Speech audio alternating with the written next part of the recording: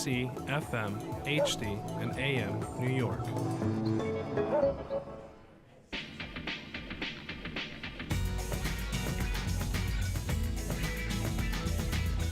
This is All of It from WNYC. I'm Alison Stewart. Today's show is coming to you live from the Greene Space, complete with an audience. Our guests are comic, actor, writer, and podcast host Jordan Carlos. Every week he gives advice about adulting on his podcast of the same name. We'll hear about all he is doing, and he'll take your questions.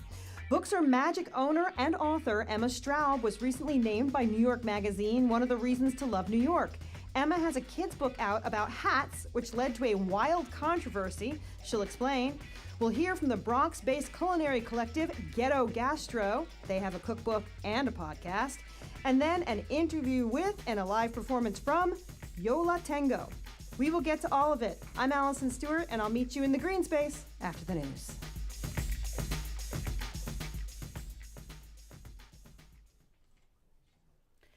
Live from NPR News in Washington, I'm Lakshmi Singh. Around-the-clock search for earthquake victims continues in Turkey and neighboring Syria, though hope of finding survivors is fading 4 days after the magnitude 7.8 tremor struck. Today, more people have been found alive. A baby was found, as well as a teenager and a family of 6, all pulled alive from the rubble they'd been trapped in for days in cold temperatures. But the death toll in Turkey and Syria continues to climb. It now exceeds 22,000. Evacuations of those whose homes were destroyed continues as well. NPR's Peter Kenyon reports some of those who remain wonder when they will have a home once again. In Osmaniye, Turkey, after Turkish President Recep Tayyip Erdogan's visit Thursday, people huddled in tents or gathered near the food and water distribution areas. President Erdogan called the earthquake one of the greatest disasters in Turkey's history. 46-year-old Senar Çivik was in Istanbul when her brother called her early Monday morning in a complete panic. She said she knew instantly that something terrible had happened. Because I never seen him before like this. 5 days after the quake, rescue crews are still pulling survivors from the rubble, some surviving more than 100 hours in the cold winter conditions. Peter Kenyon, NPR News, Osmaniye, Turkey. As more international aid arrives in Turkey, the Biden administration is taking steps to ensure humanitarian relief reaches Syria, where rebels control certain areas. Here's NPR's Kristen Wright. The Treasury Department is issuing a special license to authorize 180 days of earthquake relief to Syria. U.S. officials say the new authorization expands upon humanitarian allowances already in effect. This comes as the people of Syria deal with multiple crises, including a 12-year civil war and cholera. That's Kristen Wright reporting. Violence is escalating in southwestern Pakistan, where separatists have long demanded independence. Local authorities say a military vehicle was struck in a roadside bombing in Kolu. On Wall Street, concerns among shareholders of Adani Group, the large Indian conglomerate, is facing more troubles after having lost $110 billion. We have more from Raksha Kumar. While Morgan Stanley said it would cut weightings given to Adani stocks, Moody's downgraded its ratings. Both these indices are tracked by global investors to decide how much funds to allocate to the companies. The Adani Group saw a sharp decrease in its value after a US-based short seller, Hindenburg, released a report alleging that the group was involved in stock market manipulation and improper use of offshore tax havens. That's Raksha Kumar reporting from Bangalore. At last check on Wall Street, the Dow Jones Industrial Average was up 39 points. This is NPR News. On WNYC in New York, some House Democrats have launched an official attempt to oust Congressman George Santos. The Hill reports a California congressman has filed a resolution to remove Santos after revelations that Santos lied or made up entire parts of his resume and biography. Representatives Richie Torres of the Bronx and Dan Goldman of Manhattan have signed on as co-sponsors. House Minority Leader Hakeem Jeffries of New York has not formally backed the resolution. A new study reports that free air conditioners given out through a New York City program helped keep some seniors safe during the first summer of the pandemic. WNYC's Jacqueline Jeffrey-Berlinski explains. It may currently be the middle of winter, but Christina Burgess always remembers how hot her apartment got in the summer. It's Dante's Inferno. The sun, when it comes up, it's like a furnace. Burgess is one of more than 70,000 seniors who received a free air conditioner via the Get Cool NYC program almost 3 years ago. A new report in the Journal of Urban Health found that people in the program experienced less heat sickness. That's important because heat exposure can be deadly. The study authors say the government should offer more money to help low-income New Yorkers afford their summer energy bills.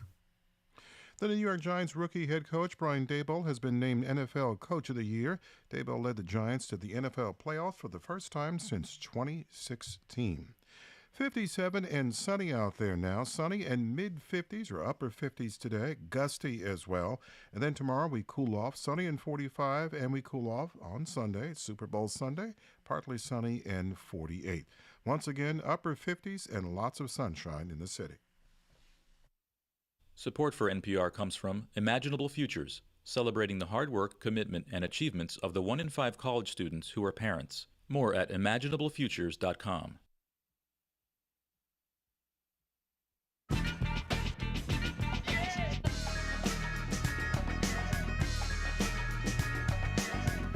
This is All of It. I'm Alison Stewart, live from the WNYC Greene Space here in Soho.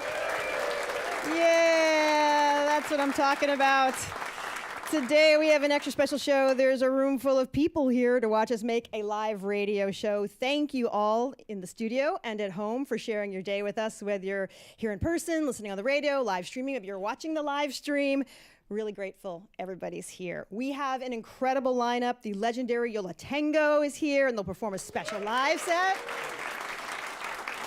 Yeah, we got drums, we got guitars, we got amps. Today is the release day for their new album, This Stupid World. We'll also speak to author and Books Are Magic owner, Emma Straub, about her new kids' book about hats and how she found herself in the middle of this huge controversy.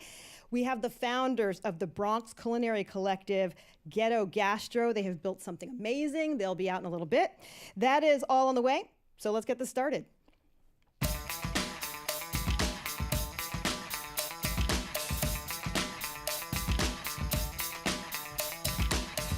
Jordan Carlos is a creative renaissance man. He's a TV writer for shows like HBO's Divorce and The Nightly Show with Larry Wilmore. He's an actor. You've seen him on Black Mirror. He's the co-host with Michelle Buteau of the popular podcast Adulting, named by Ebony Magazine as a must-listen. By the way, that show has upcoming recordings at the Bell House on February 16th, March 12th, and 24th.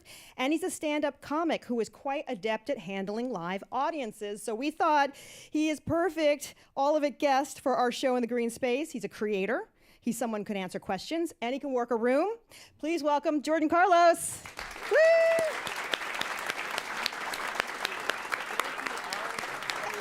Hello. There's hugs happening. Oh, you sit there. Oh, you. All right. He smells good for people listening on the radio. Thank you, Sublime Odoriferous Emanations. That's my brand. Hi, everybody. How are we doing? I love everybody's got their NPR leg crosses going. This is really good. This is really good. I'm so glad to be here. This is so cool. Like, you're the best. I think. Thanks. Isn't Alison the best? Everybody. Thank you. You're so nice. Now, You're the best at giving advice. You do it on your podcast all the time. So we're going to take questions from the audience in a little bit. If you want to write it on a card, I mentioned to people. So people can also send it to a social media at all of it, WNYC. We do hope you won't be shy and you'll come up to the mics in a little bit. You can ask Jordan some adulting type questions. Right. I feel like the pressure is on now. You're like, let's get into advice right now. I love it. How do you describe adulting? How do I describe adulting? I think that there's no other way to go but forward, and adulting is kind of like, the germination. You realize, oh God, this is going to be all plant-based. Sorry, guys. I just feel like it's when you're done with adolescence and done being a kid, and the world forces you to do a bit more, and maybe you internally want more from this life and accept certain responsibilities. That's adulting. We do it every day. Like yesterday, I became a landlord, which is insane. Thank you, everybody, for not applauding. I became a landlord yesterday. I know I look like I'm 6 years old, but I did it, and I really set the goal. I made it happen, and I felt so grown up. It's so weird. I mean, but then I was like, should I be like a typical landlord? Do I like show up in a muscle shirt, to collect the rent and be like, it's the 10th, like, let's go. What do you got? But I don't want to be that guy, but it felt like I really wanted to do this, and I wanted to make it a reality for myself. So I set the goal, and then it just felt like, I did feel like a kid doing it, but, but I am presenting as a man, and but here I am, this is it. So it's goals, it's execution, CPE, concept, what's the P? Planning, and then execution, right? So that's what I feel like being an adult is all about. It's so interesting you shared that with us, because the beginning of every podcast, you and Michelle, sorry, folks over here, you and Michelle share a personal story. Yes. How do you decide what to share? I don't know. It just the audience will tell you, really, and then it'll kind of like well up. And sometimes before the show, we'll like talk about what we want to share, what feels good, what feels right. I remember one episode. You realize that the story is the intersection of growth, of humility. Like one time I shared that like I had to retrieve my wallet from the lagoon in Prospect Park, which, has anyone ever done that before? Has anyone been paddle boating in Prospect Park? Has anyone been? Okay, you've been? Yeah. Did you lose any possessions? Good for you. Good for all of us. Were you with your children? Okay, so you get this. All right, but they're like long-legged. You seem like a tall guy. Okay, when I was, so I did this, my kids are little, they're like 6 years old and 10 years old, and so if we think of like T-Rex arms, think of that for their legs, right? So basically we're out on these paddle boats in this lagoon, and it's like it's muck, and we're going in giant circles. And then I was wearing shorts, and I heard a bloop like that, and my son was like, "Why is your wallet on the water?" And I was like, "Good question, great question." So I dove in, and listen, all I have is night vision and lockjaw now, and and it's fine. It's mostly just radioactive isotopes down there, but I went up and down for like 10 minutes, covered in disgusting muck. And are you guys okay? And then I came up, I produced the wallet, and then the lady who had rented us the boat, who was just a big chain smoker and made us do all these other unnecessary steps, right? She was like, "Give your ID to the people at the ice rink, then give a blood sample." I was like, whatever. So we get back to the boathouse, and then she's like, "I've never seen anybody get their wallet out of the water in all the years I've been working this job." I didn't know if Harvey Fierstein had a part-time It was job. Harvey Fierstein. It was Harvey Fierstein in a wig.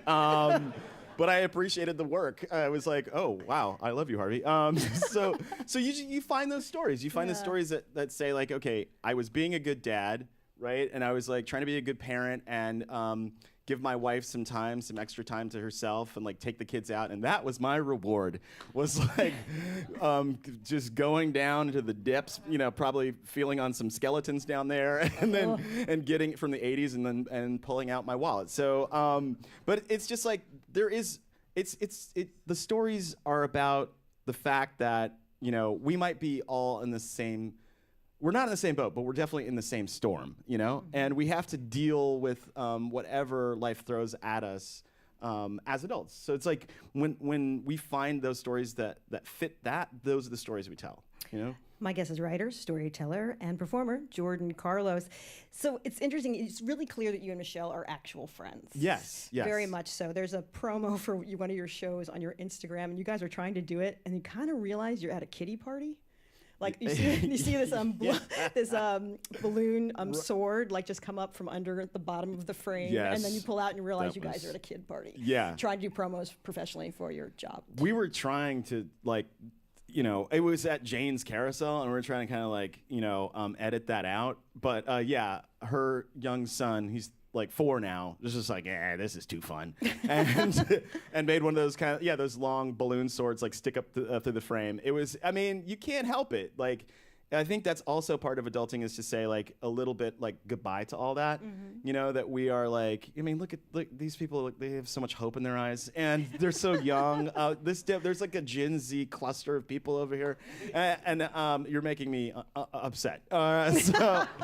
So, but you know, I mean, we have to say goodbye to all that, and that's okay, and that is that kind of like give and take, the sweet and sour of it all, is what we try to document, you know? What's the best piece of advice Michelle has given you? You guys give a lot of advice go in that direction. What has she given go in your direction? Take up more space. Take up more space, everybody. Take up all the space. And everybody's getting upset. All right, so in front of you, don't be. No, my therapist and Michelle tells me to take up more space, and that's what I've been doing, and it's been great. It's been really good. I feel like I play second fiddle in my life. I was the middle child. Is anybody else the middle child out here? Anybody else an Aquarius out here? Yeah, look at in the back, raising their hand. You know, don't want to take. I bet you get like little umbrellas instead of big ones. You know what I'm saying? When it rains, yeah, you're just like, yeah. Are you the kind of person that like raises their umbrella like this and lowers it when people are passed by? Yeah, okay, we'll get coffee later. And yeah, I think she said just take up more space, and I love doing that now. You know, because I've tried it the other way. I've tried being a dormouse in New York City, and it sucks.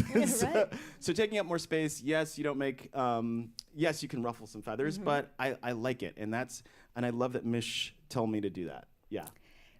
Some of the titles of episodes of Adulting are How Late is Too Late to Venmo Someone Back? Is it inappropriate to wear a cutish outfit to a funeral?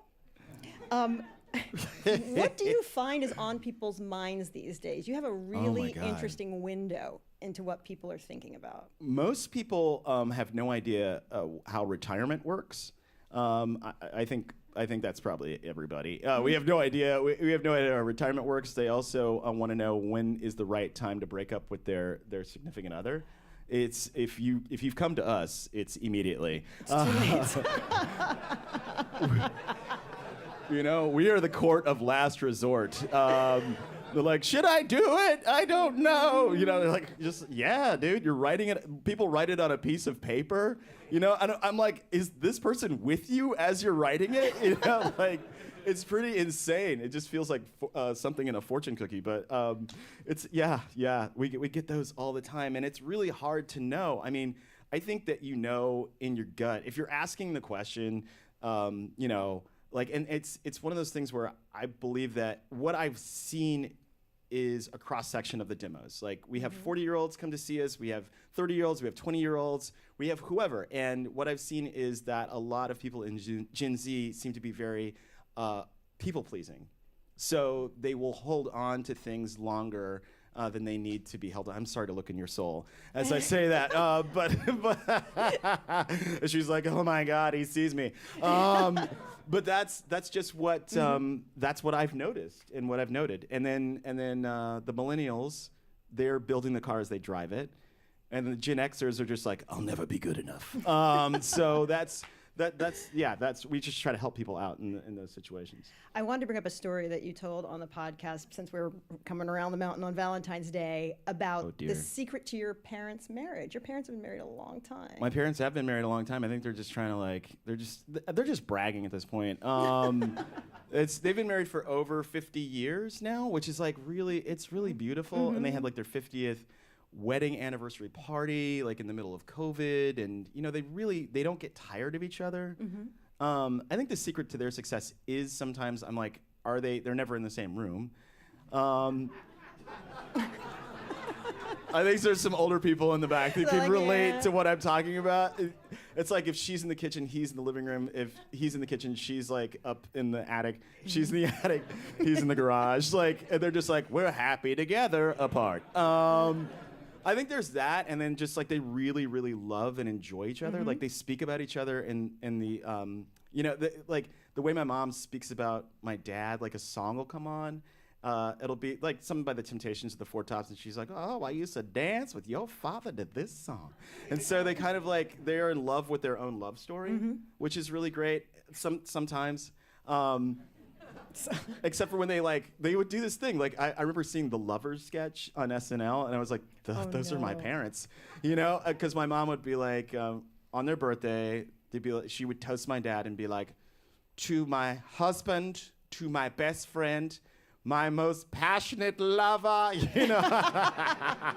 You're like, oh God, who needs more milk? Oh, the feelings in my body. All right, so that's. I mean, it's a good blueprint. It's a good blueprint, and they would fight sometimes, but it was always towards something better, you know. And then also they would never talk crap about each other in front of us. So if one wasn't there, they would never talk crap about the other one. Did they understand what you do for a living, your parents? No. My father's a doctor, a retired doctor, and my mother is a professor of English. So she's like just a very regal woman. A lot of brooches. She would love this. And she's always like, she's the kind of person like, I say the word Harlem. She's just like, this is how you know, let me just tell you, I say Harlem, my mother goes, Harlem, like that. You know, she's very, very theatrical. I love my mother. She's just, it's hard to, I don't know. I think she just missed, she should have been on Broadway. Yeah. But she teaches like literature and African American lit, and she teaches like English lit, and she's just a real special kind of person. And so that's what I grew up around. And like they're like, what are these? My father would call them sketches, like stand up as a sketch or a skit, and then it was always a diminutive. Like now that I make money writing for TV, he's like, well, yes, my son, have you caught his program on the Hulu, you know?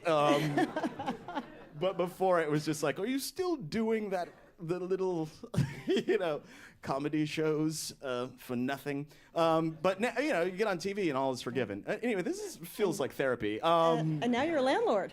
Now I'm now I have a British title, everybody. I'm the Lord of 400 square feet. My guest is Jordan Carlos. Yes. We'll talk to Jordan more about his little skits as well. Don't do it too. This is all of it.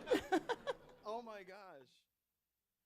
WNYC supporters include the Joyce Theater, presenting Hubbard Street Dance Chicago, performing works by Kyle Abraham, Spencer Theberg, Ohad Naharan, Amy Hall Garner, and Azure Barton, February 14th through 19th. Tickets at joyce.org. The Vital Projects Fund, which also provides support to the Museum of Modern Art, presenting a new exhibition about the craft and collaboration behind the making of the stop-motion animated film Guillermo del Toro's Pinocchio. More at MoMA.org. The New York Public Radio WNYC Archives is supported by the Leon Levy Foundation, which is committed to preserving the archival history and culture of New York City and beyond. Learn more at leonlevyfoundation.org. Boy meets girl, boy is an immigrant, they go on a first date. The date does not go well. Decades later, the boy discovers that being an immigrant had a role to play. What happened, and how does the significance of being an immigrant change over the course of a lifetime?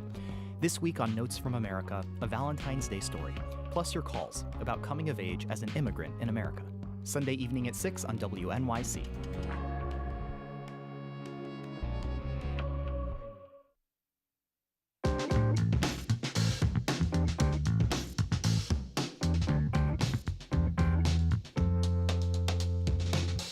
This is all of it. I'm Alison Stewart, live in the Greene Space with a whole lot of nice people. And Jordan Carlos. You're a nice person, too. I didn't mean and Jordan Carlos. That came out really wrong. A whole lot of people, notwithstanding Jordan Carlos. Okay, yeah. So, Jordan, you part of your gig, you're being a Renaissance man, is that you are a writer, a sitcom writer. You actually teach writing. I do. And somebody posted about your class, one of the best things I've done for myself, which is oh really my lovely. God, I posted that. What's something about sitcom writing that you think most people don't understand? I think that people don't understand how difficult it is and how much like it's like a Jenga tower and a puzzle, and you're trying to like make a story, a coherent story in under 30 minutes. And then just how much of it is kind of like painting in primary colors. Because everybody sees some very amazing out-of-the-box programming on the streaming platforms, the White Lotus, the this, that, and the third. But it all goes back to like Joseph Campbell. It all goes back to you know, just the story circle, and they're very. That's one thing that's really hard for my students to understand. They're like, I'm going to break the picture plane. Do you understand? I'm like, first, you have to understand first act, second act, third act structure. And you have to break the rules after you learn the rules, And I think that's, well, I mean, they're all New Yorkers anyway. They're like, what is it that you can teach me? Well, how, why, pitch me on why you should be my teacher. And you just have to get them over that. And my whole strategy is like, with New Yorkers, I love New Yorkers. I've been here for 20 years. So teaching a class, first you have to like break them, and then you just have to essentially say to them, come with me if you want to live, and then they're like, okay, that's because I'm giving them stuff that's actually worked. Yeah. How do you give constructive criticism? That's something that people have trouble with. First, you give a compliment. You just tell people what they're doing right. You open it up because my class is like a writer's room, and I try to make it like Socratic in a way where it's like everybody's done the reading and everybody should chime in, and it shouldn't just be me. Right? And I'll ask people, what did you think of what I just said? Or they're like, it was great. But just giving other people an opportunity to hear that. And it's really hard to take criticism. I usually tell people, like, as you're getting this criticism, count backwards from 100 in your head, because you're, of course, going to you might lose confidence in your own choices, right? And your ego takes over. So, which is just, it's not going to help you build, and it's not going to help you grow as an artist. Do you guys like my TED Talk?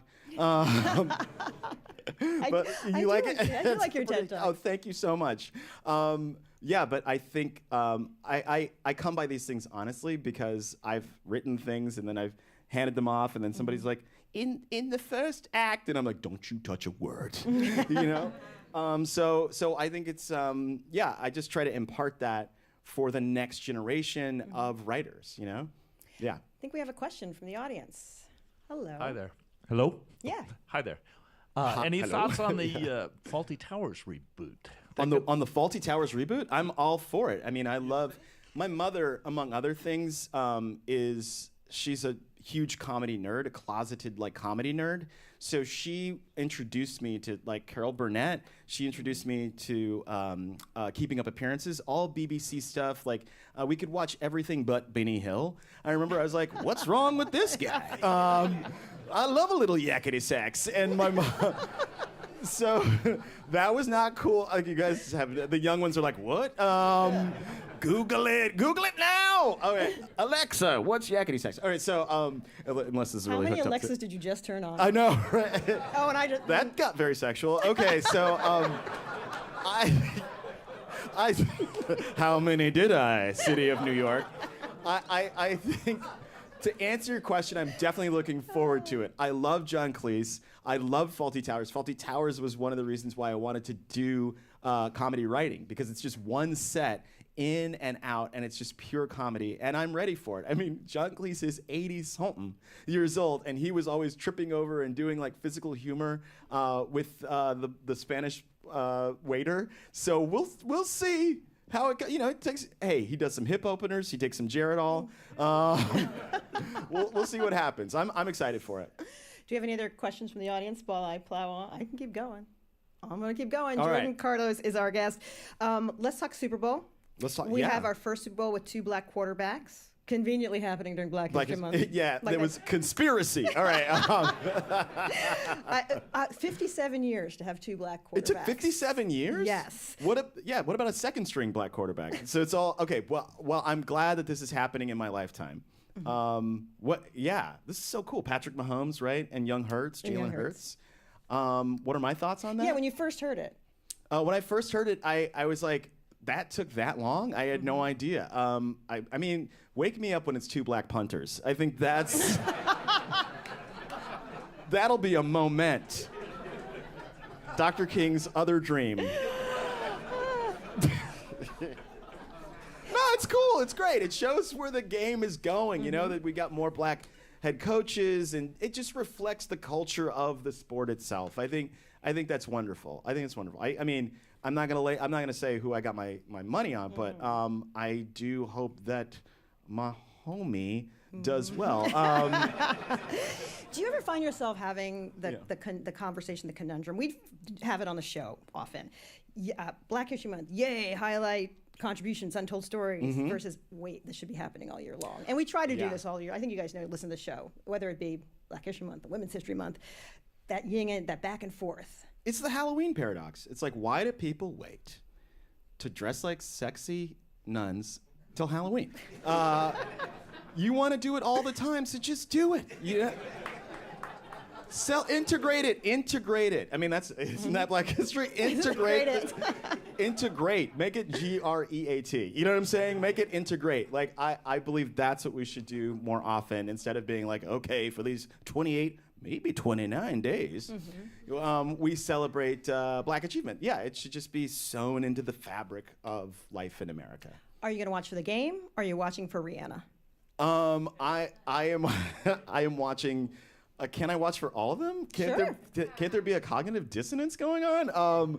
I'm here for all of it. Thank you. Yeah. Thank you. We made this man clap. This man has had his arms crossed. Look at him, like a Roman emperor. Just a nonverbal F you here. Like, what? I love New York. I love this. Isn't this a free show? Yeah, pay what you wish. Yeah, it's just like, this does not please me. I love this town. All right, go ahead. I want to see. Okay, I'm definitely down for wings. I'm a gross person that cleanses all the time. So I like to cleanse all week and then have chicken wings. So I'm looking forward to those. Anybody else like chicken wings out here? Yes. Woo! All right, John. Please. Everybody else does not like chicken wings. What in the? Okay. All right. Cool. All right. Do you guys like America? Don't answer that. Yeah. All right. No, I look forward to the wings. I look forward to the bad food. I look forward to kind of half paying attention and then half like helping other people that just don't watch sports at all like understand, because I'm a cis straight man who loves to teach. I mean, I literally teach a class. I'm like, oh, let me tell you about the pass, run option. Here we go. Yeah, here goes Dr. Carlos and all his information. I admit, like, I do love when like a kind of a nerdy bird person is like, tell me about this football you love so much, you know? So I'll be doing that with my wife. I'm excited. It was just your birthday. Don't talk about that. Just your birthday. Oh, no, I'm kidding. Yes, it was my birthday. Are you a birthday person? Do you count these milestones? Do you take account and you think about what you want to do in the next year? Well, I'm kind of like mine's on Groundhog's Day, so I get to celebrate for 6 weeks if I see my shadow. Yes, for the first time, I was like, let me do this like I've seen so many of my lady friends do it. I was like, let me just have a month of Jordan, and I had my birthday like proper on February 2nd. Are there other groundhog babies out here? No. Anybody? There's only one place where we're treated like humans, and that is Punxsutawney, Pennsylvania. and basically, I had that, like, kind of like a very, I celebrate in the day. We went to like a spa that will remain nameless. And then we went to like Bubby's, which is great, before that. And so we did that, and then we went to we danced at the Dumbo House on Saturday night. If you've never done that, oh my gosh, it's very exclusive. So there I was. I try to keep my knees young and my hips, lubricated. And we were dancing, and then we got free drinks, me and my wife. Nice. Because these young ones, they don't dance. So you went out and danced and and then the young people were just like okay. My wife goes to the bathroom, and this lady goes, "You're so courageous for dancing like that." It takes courage to dance? I don't understand, but that's when you're over 40, it takes courage. But yeah, we had a great, I looked forward to this birthday, this lap around the sun, and I'm excited about it, Where can people see you next? They can see me, oh my gosh, they can see me on the 16th, as you have said, at the Bell House, which I'm really excited about, to do adulting. So I invite you all to come.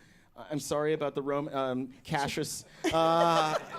It will cost you some money, but we can talk about that later. Maybe we'll put you on the list. I actually bought tickets to that last month before. Why did you do that? Support you and Michelle. Thank you for supporting me, but you can be on the list anytime. Anybody in this room could make the list. Were you gonna? I felt like, I don't know. I do feel like dispensing a little adulting advice for Valentine's, though, because it's coming All up. right. What do you think for people? Folks, here's the thing. How many of us are in couples? Okay, wonderful. Clap it up for that. Okay. Do you have, and often you want to do make reservations at restaurants, right? No? It was like, Okay, well, apparently this person's getting a divorce. No restaurants, no romance. If you can help it, go to breakfast or lunch with your loved one. I like that one. Thank you. This is like Black Church. She's like, that's it. Yeah. No. Just emoting. Mm-hmm. Tell him. Thank you very much, sir. Wait, who said that? Is it him back there? Okay, all right. You have a beautiful beard. It looks like there's bees in it. And I always say, like, go take them to a very nice and romantic breakfast. Okay? Nice. Have the mimosa of it all. Do the strawberries, get the pancakes. That chef's kiss. You can't go wrong. That's my advice. Also, make coffee for your mate in bed. And then, if they're coffee drinkers, of course. And I'm speaking to like married cisgendered men here, straight, and I'm like, do all the housework and take out the trash, do some invisible work, and you'll stay married. I think you saved some relationships today, Jordan. Yeah. Everybody, Jordan Carlos. Yeah.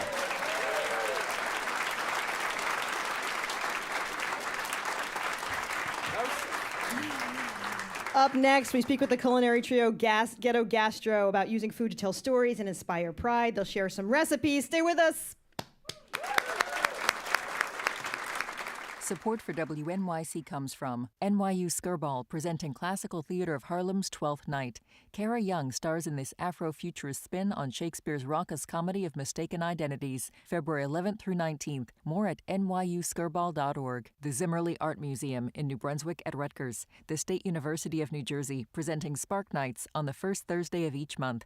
Information at zimmerly.rutgers.edu. WNYC and New Jersey Public Radio are supported in part by the Fund for New Jersey, working to improve public policy decision-making in New Jersey. A massive earthquake in the Turkey and Syria region has killed thousands, injured thousands more, and left an entire area of the world struggling with how to live, survive, and dig out of the rubble. Families destroyed and entire generations lost to one of the worst natural disasters we've ever seen. I'm Janae Pierre, in for Melissa Harris Perry, and that's next time on The Takeaway, weekday afternoons at 3 on 93.9 FM. If you believe democracy requires a free press, your station is WNYC, 93.9 FM and AM 820, NPR News and the New York Conversation.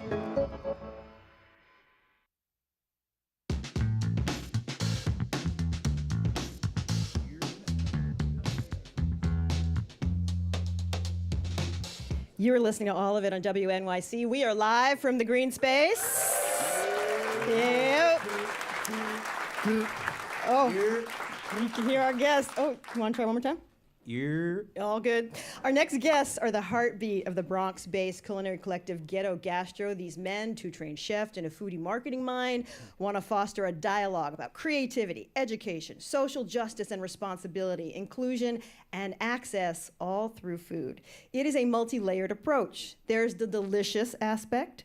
Founded in 2012, Ghetto Gastro has grown into a much sought-after catering arm with clients like Cartier and Apple, serving them items like the Triple C cornbread, caviar, and crab salad. Yep. There is an educational aspect. Ghetto Gastro presents Black Power Kitchen. That's not just recipes. There are poems, photojournalism, interviews with folks like Thelma Golden, director of the Studio Museum of Harlem, and of course, unforgettably named recipes like Callaloo What It Do, and What the Yams.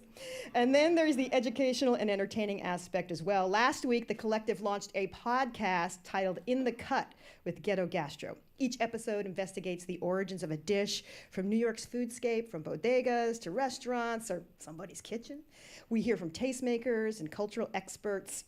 Let's listen to a clip. This is a trio speaking with New York City cookbook author and scholar Vaughn Diaz about the origins of the Puerto Rican dish, mofongo.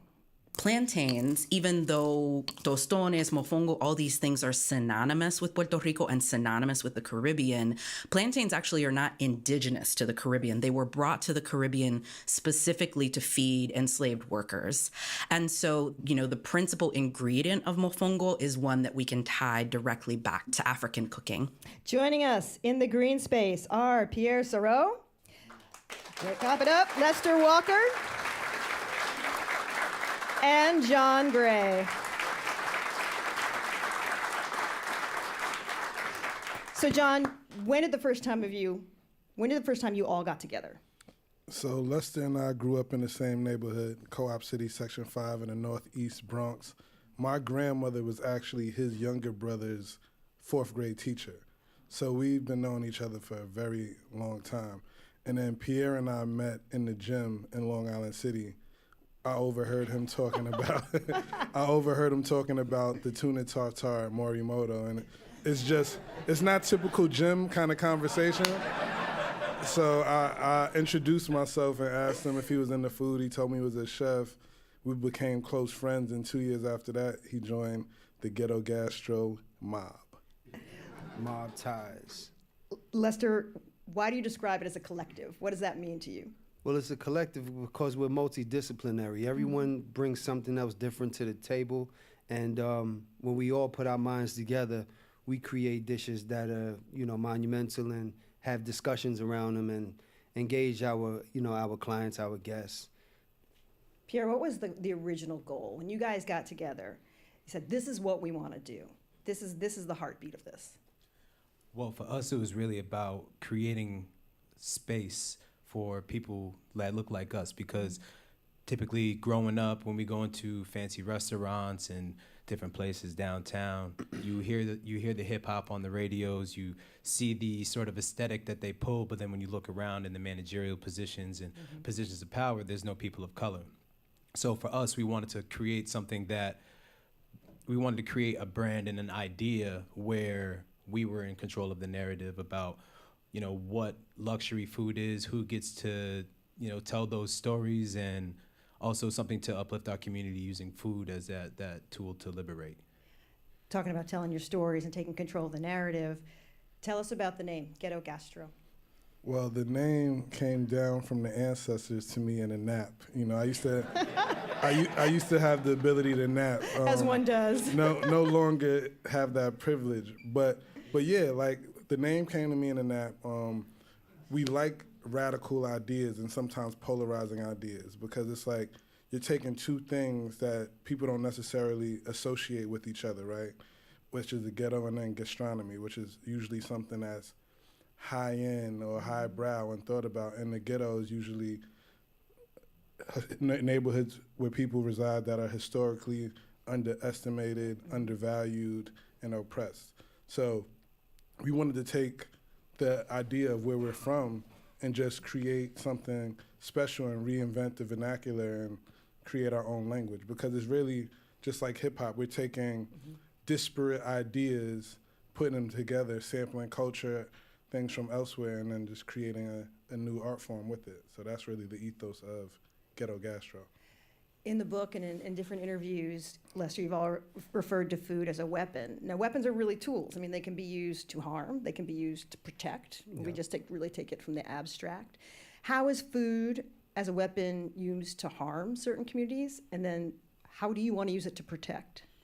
So that's an interesting question, because when we say food is a weapon, it's a weapon that can kill, that can harm, that is a weapon for class destruction. It can really destroy the classifications. And when we talk about a food desert, we talk about a desert which is a natural occurrence. And in the Bronx, in the neighborhoods that we grew up in, is no coincidence and it's no natural occurrence that we don't have access to these foods. It's systemically programmed that way for us not to have access to these foods. So it's more like a food apartheid than a food desert. So we like to highlight that in the aspect of with how food is a weapon, because we can use it to destroy, classes, genres of individuals, and it can heal us. And at the same time, as we see in our neighborhoods, it can also destroy our neighborhoods as well. Pierre, how has being mission-driven impacted the way you do business and the way you want to do business?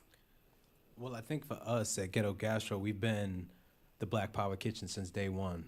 We've always been mission-driven. We've always been focused on this overarching goal of liberating our community using food as a tool to do that, and in different avenues, whether it's doing events or designing kitchen appliances. We have a line of kitchen appliances in Target and Williams-Sonoma with the cookware as well. Also, we have fed over tens of thousands of people during the height of the pandemic by galvanizing our resources to provide food to people who are food insecure. So for us, it's really about just building and really controlling and being the sort of people that we want to see, the people with resources, people with access to money, funds, and also making it cool to do those things, because for us, it's always been about our community, because at the end of the day, community builds immunity over here at Ghetto Gastro, and we know without these people and the place that we come from, these are the lessons that we've learned and what has made us into the men that we are today. So we want to always give back, never forget about that, and just lift our people up. John, what's something in your course of doing business where you've just said, no, we're not doing that? Nope. So many things. Excuse me. So many things. It's like usually when we get requests or inquiries, I feel like 9 out of 10 are no's because they just don't align. I think what we do is so specific and value orientated, and we know every dollar isn't a good dollar. So for us, it's really about thinking about how the values align, how this is amplifying our message, what we talk about, and aligning with what we deem important. And also, our price point is a huge barrier to entry. So that's also like a huge filter, because a lot of people are like, wait, what? I wish I had a Zoom like collage of all of the faces when we dropped the rate on them, and people's like jaws drop like, so yeah. But your point is I want to make a T-shirt. Every dollar isn't a good dollar. It's really important to remember sometimes, because you can get wound up in it. You can decide, okay, we're just going to do this one thing, but that's a little bit of a slippery slope. We learned that lesson early. We learned that lesson couple of times. Okay, you can tell me about that off mic. My guests are the team behind Ghetto Gastro: John Gray, Pierre Sereau, and Lester Walker. So the podcast In the Cut. So far, there are episodes about chopped cheese and mofongo. Lester, what is a food that tells me you're from the Bronx without saying I'm from the Bronx? Oh, chopped stees, automatically. Chopped stees is one of those dishes that is an uptown staple dish. It's typically designed for a hard-working, citizen of the Bronx, a blue collar, doesn't have much money to spare on, elaborate lunches and dinners and things of that nature. So, you walk out the house, automatically you got to spend $2.50 to $3 just to get on the train to get to where you need to go and come back home. So you already spend about $12 on that. And then, you think about what you want to eat during the course of the day. If it's a hot butter roll in the morning, or if it's a chopped cheese when you get home from work or after school, or a slice of pizza. So it's one of those things that gives us the integrity and give us, the resilience and, the type of strength that we come from, turning nothing into something. That's a dish that was comprised by the people of the Yemenis background, who used ground beefs and ground meats to create dishes with hummus and pita breads and things of that nature.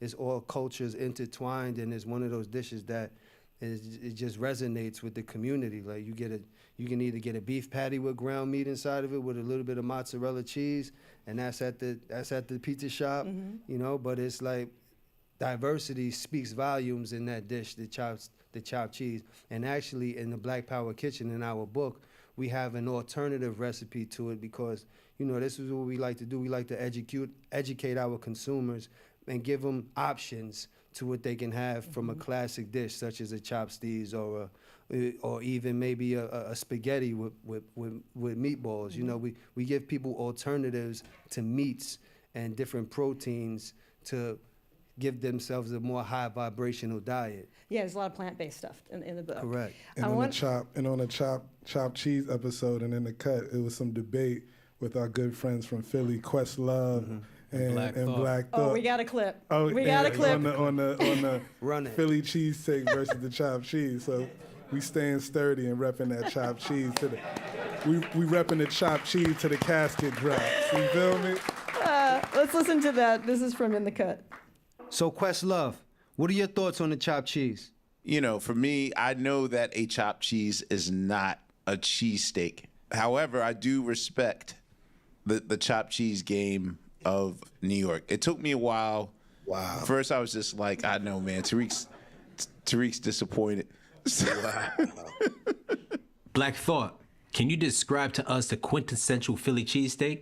The quintessential Philly steak is on an Amoroso roll. You know what I'm saying? You got white American cheese, you got provolone cheese, you got ketchup, salt, pepper, and fried onions. I mean, it's very comparable to the chopped cheese, but it's like where y'all lose at is the bread. I have zero tolerance for the chopped cheese. Really? Yeah, nah. He woke up and chose violence this morning with that statement. But that's a Philly native right there, so he's representing. I thought it was the city of brotherly love. It was a lot of smoke in that room. My guests are John Gray, Pierre Thoreau, and Lester Walker. We are talking about Ghetto Gastro. The name of the cookbook is Ghetto Gastro Presents Black Power Kitchen. All right, I want to hear about some of the recipes. There's a recipe for Highbridge plantain patties inspired by a Highbridge neighborhood in the Bronx. Tell us a little bit about this recipe. Who wants to So that recipe right there, once again, it defines the diversity that we have in our community. All through the zip codes in the Bronx, there are different, ethnicities, and particularly in Highbridge area, in the southwestern part of the Bronx, there's a huge community of West Africans and a huge community of Afro Latinos as well, particularly Dominican, Puerto Rican. And so when you have those two flavors and you have those two, homogeneous ingredients in the collard green that came from West Africa and then the plantain that came from West Africa as well, but was imported to these islands such as the Dominican Republic and Haiti to feed the slaves that were mining, that were, tending the sugar cane fields.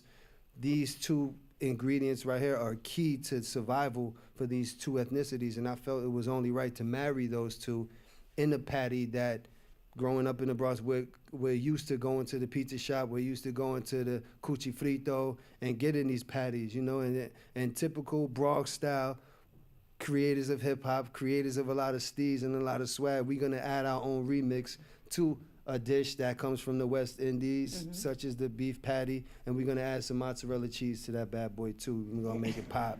We're gonna mix it up. We're gonna mix up the medicine. So that's one of the dishes that I mixed up the medicine with, and we typically do that. We always do that with Ghetto Gastro. We put a little bit of medicine in the Kool-Aid and just let people know that these are ingredients that are sustainable to long lifestyles and a high vibrational diet. Make it pop. John, I'm going to put the nutty up. What's a nutty? Oh, the nutcracker. Yes. So a nutcracker is, a beverage that I want to say it started in like the Chino Latino restaurants, like uptown. I remember going to Flor de Mayo uptown in the Heights, and there'll be a drink that they would make under the counter because they didn't want you to see the components. So that might be the original nutcracker. But growing up uptown, like summertime, you're at Orchard Beach, you hit in the park, it'll be people with these coolers, and they're selling nutcrackers, which are like beverages where they take everything under the kitchen sink, some fruit juice, and it's like a bootleg alcohol, but it's a delicious drink, and it kind of lets you know that the summer is here. And it's also just a way for people that have often been excluded from financial opportunities to create a living using what they have. Because one thing you're going to find in the hood are churches and liquor stores. So sometimes you got to take what you got and make it pop. There's the banana leaf fish. Tell us a little bit about that, Pierre. Well, for us, when we think about the sort of connectivity and the parallels between West Africa, the Caribbean, South and Central America, and even southern parts of the U.S., there's a lot of similarities in the foods that we eat, and we want to tell a story with that. So in the banana leaf fish, basically, we were on a trip in West Africa and Senegal.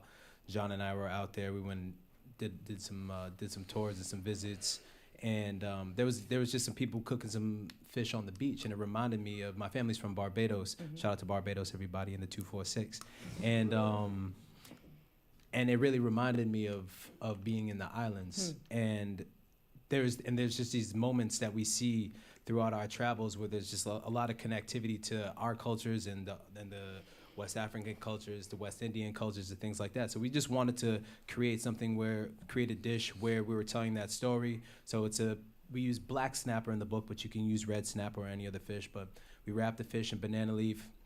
We season it up nice with some seasoning. First, you gotta lime and salt your fish, always. Lime and salt your food. Make a little brine for your fish. It helps pull out the toxins, any worms and things like that inside of your fish. They've been traveling long ways depending on where you live, so make sure you season your food properly. But, I mean, get the book, the rest of the recipe is in there. But long story short, it's really about showing the parallels between the cultures and the black cultures around the world, and that dish is definitely one thing that is synonymous to our culture. You all are so smart and cool, and you make this look easy, but I know it's not. We use the banana leaf too to keep that moisture inside Oh, he's too. still in the So fish. it's like, yeah. All right. Gotta Sorry. add that. Focus. Gotta let them know. All right. What was challenging about getting this off the ground, John? Well, a few things. I'll talk about the collective as a whole first. Like having a name like Ghetto Gastro, being unapologetically black before it was trendy for people to care about black folks and black businesses and all of those things, and just being like radically creative and different and not bending to fit the mold. Like we had the privilege of everybody having gainful employment when this started, so we didn't have to like do it for money. It's like we could really focus on the mission, craft the idea, kind of put one foot in front of the other. And I believe like as you stay diligent and consistent, the universe will bend towards you. So it's been 10 years, but now people are knowing about Ghetto Gastro and the work we do, and it's very meaningful. Like, so when we in the airport or kids walk up to us, like I asked my librarian at the school to get this for the school, like those are the things that are super meaningful. Even like when we were in Tokyo, we have a space in Tokyo called Burnside. Some young men walked up to us like, hey, we started a magazine out here about the counterculture food scene in Tokyo because we learned about Ghetto Gastro 5 years ago. And then now that magazine is super successful. So just seeing how things scale, like because like Tupac said, we might not change the world, but if we plant the seed in many people, then the world starts changing. Yeah, I mean, if they can see it, you can be it. You gotta be able to see it. This is very true. In order to achieve it, yes indeed. All right, so what can I make from your cookbook on Sunday for Super Bowl Sunday? Oh, What should I be making? Super Bowl Sunday, you should definitely do the triple C's, the cornbread, crab, and caviar. I think that should be on everybody's Sunday table every Sunday. Treat yourself to something nice, splurge a little bit. Maybe do a green juice, because I know people are drinking a lot of alcohol on Sunday as well. But we need to balance, and we need to make sure that we're putting premium fuel into our bodies. So maybe hit that green for the money juice. Yeah, the detox and the retox make some of them nutties as well. I would say for sure, dessert black power waffle with the Coco Loco coconut gelato we have in there, all plant-based. And if you want the black power waffle, you can just buy the wavy waffle mix at ghettogastro.com. Yeah. Plug. Well done. Just add water. That was very. that was well done. Well done. We true to this. We ain't new to this. No, for real. Yeah. Valentine's Day, one recipe each. I'm a romantic. Valentine's Day, one recipe. Okay, so what you do is you get your loved one, fresh out the shower, lay him in the bed, get a little bit of that Ghetto Gastro Sovereign syrup, drizzle it on him. I'll let you figure out the rest. Recipe for Valentine's Day: 4 cups of love, 3 cups of empathy, 1 cup of compassion, and a little razzle-dazzle pinch of personality. Is that what they call it now, personality? Okay. I think for Valentine's Day, I'm gonna be giving out a lot of food for thought, because I got the isms like Prism, so gonna be a lot of isms, man. And the game is to be sold, not told. So go cop that Black Power Kitchen. And that In the Cut. Yeah, go listen to that Audible because it's applaudable. Yes, you heard? In the Cut with Ghetto Gastro, only from Audible, available everywhere right now. Bing bong, message. Keep on message. Name of the book is Ghetto Gastro Presents Black Power Kitchen. You can pick up, hopefully, at your favorite local independent bookstore. Also, In the Cut with Ghetto Gastro. My guests have been John Gray, Pierre Sereau, and Lester Walker. Gentlemen, thank you so much for coming, sharing your thoughts, sharing your message, sharing your wisdom and good spirit. Appreciate you. BX. There's more All of It coming. Yo La Tengo on the way, and Emma Straub. Stay with us.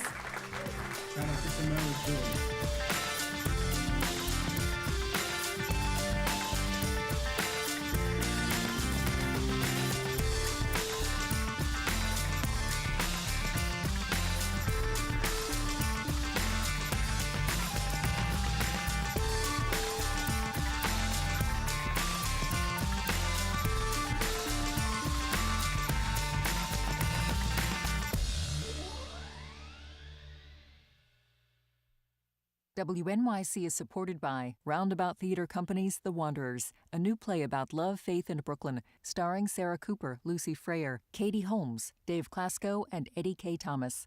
Tickets and info at roundabouttheater.org. This is WNYC FM, HD and AM New York, WNJT 88.1 Trenton, WNJP 88.5 Sussex, WNJY 89.3 Netcong, and WNJO 90.3 Toms River.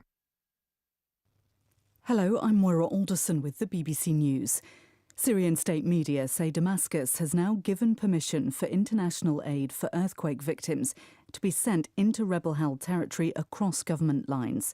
This follows days of appeals by aid agencies urging the Syrian government to do so. Sebastian Usher reports. Local civil defence groups have done their best, but have said that the lack of outside help has left many victims of the earthquake without hope of rescue. Aid agencies have so far only managed to get 2 convoys through the one crossing from Turkey that has remained open. As he was visiting areas hit by the earthquake for the first time today, President Bashar al-Assad blamed Western sanctions against his government for the situation, but he now appears to have acquiesced to the demands of the UN and other aid agencies to allow them to access other routes into the rebel-held territory, where millions of displaced Syrians have been under government siege for years. President Erdogan of Turkey has made the clearest admission yet that the initial rescue effort fell short. Continuing his tour of earthquake-hit cities, he said the government response could have been quicker. 141.000'den fazla kişiyle Despite the fact that we have gathered perhaps one of the largest search and rescue teams in the region with more than 141,000 members, unfortunately it is a fact that we've not been able to respond as fast as we'd hoped. We will provide our citizens who do not want to stay in tents with houses by paying their rents. Despite dwindling hopes of finding survivors, more people have been rescued on Friday. They include 7 children, among them a 10-day-old baby. The number of confirmed dead in Turkey and Syria combined has climbed above 22,000. Ukraine's energy infrastructure has again been damaged in the latest wave of Russian drone and missile strikes. They've hit targets in the northeastern region of Kharkiv and Khmelnytsky and Lviv in the west. Danny Aberhard reports. Moscow has targeted Ukraine's power plants and transmission substations repeatedly since October. This, Ukraine's electricity operator said, was the 14th wave of such missile strikes.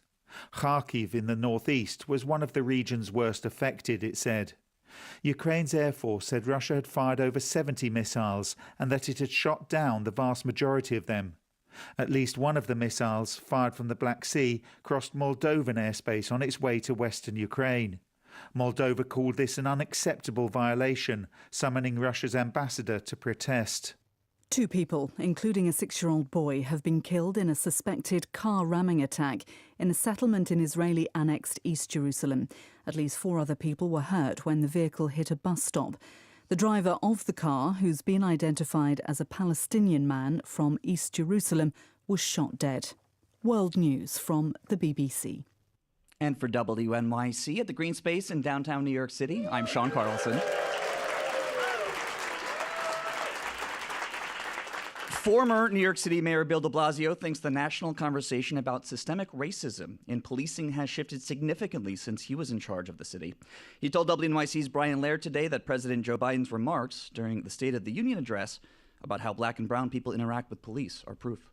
I do think it's striking that there hasn't been, thank God, a negative reaction, and I think it's because the conversation about policing and about structural racism has advanced a lot. Biden was acknowledging the murder of Tyree Nichols during his annual speech. De Blasio faced fierce criticism from police unions and their members when he was mayor for making similar remarks about his black son's interactions with police. New York Fashion Week is officially underway. Today through Wednesday, designers will show off their latest creations on runways throughout the city.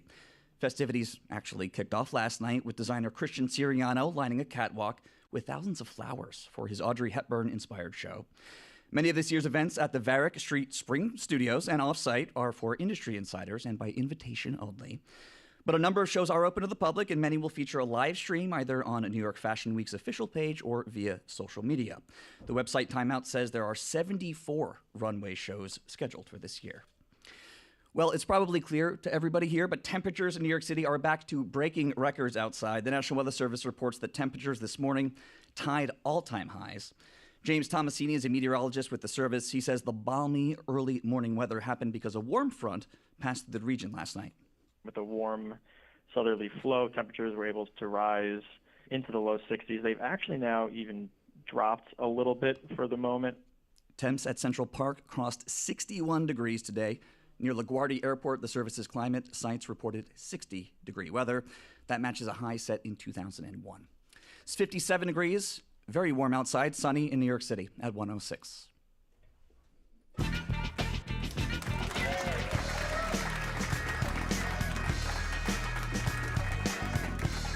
This is all of it. Thanks, Sean Carlson. I usually don't get to see you sneaking out of the Greene Space like you do. Everybody, we are live here in the Greene Space in Soho. Thank you for spending part of your day with us, whether you're here in person, listening on the radio, watching the live stream. Really happy to have you all. Little bit of all of it. Housekeeping. This is your last weekend to submit a public domain performance to the All of It Public Song Project. That's where we've asked you to reimagine a song or work that's up for grabs in the public domain. If you still need that extra push, here's a little demonstration from our friend, Brian Lehrer. Hi, I'm Brian Lehrer, host of The Brian Lehrer Show, and I'm going to play the first few measures of Duke Ellington's Black and Tan Fantasy on this roll-in digital instrument called an Aerophone Mini in clarinet setting.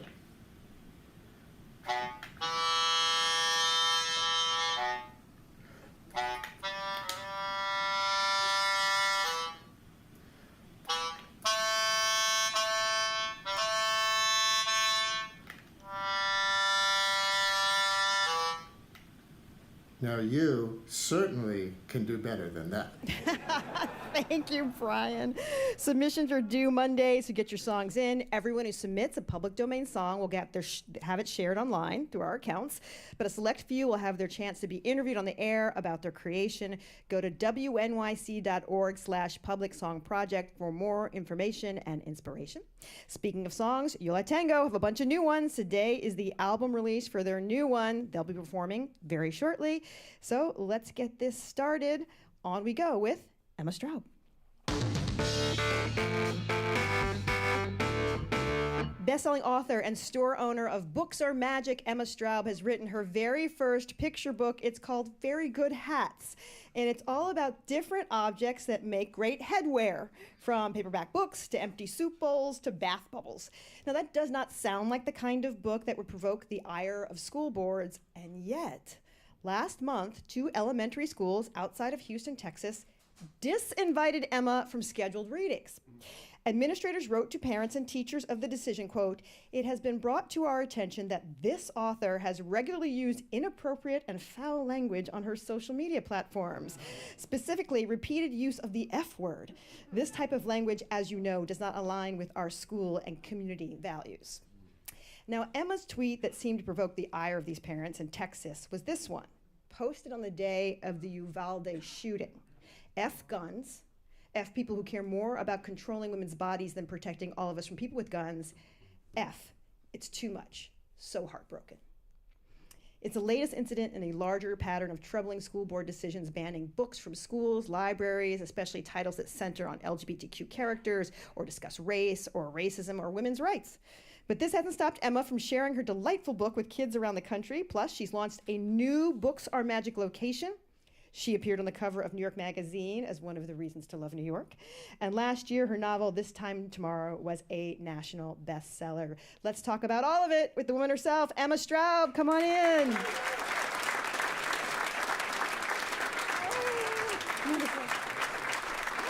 Hello. Yes, I'm so happy to see you.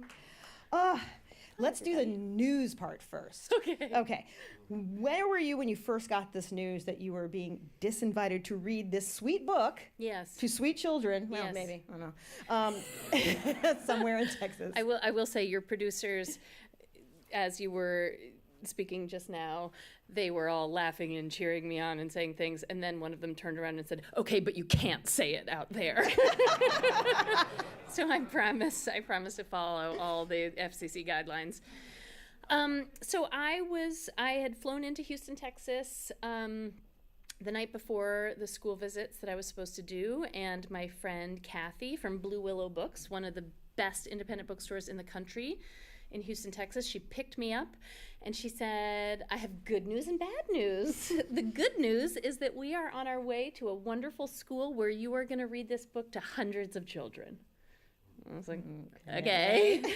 And she said, the bad news is that we're not going to the schools that we were scheduled to go to because this is what happened. And, we didn't know yet the specifics. Like, we didn't know that this was the problem. Mm-hmm. I think that we can all agree that the F word was not the problem. Mm-hmm.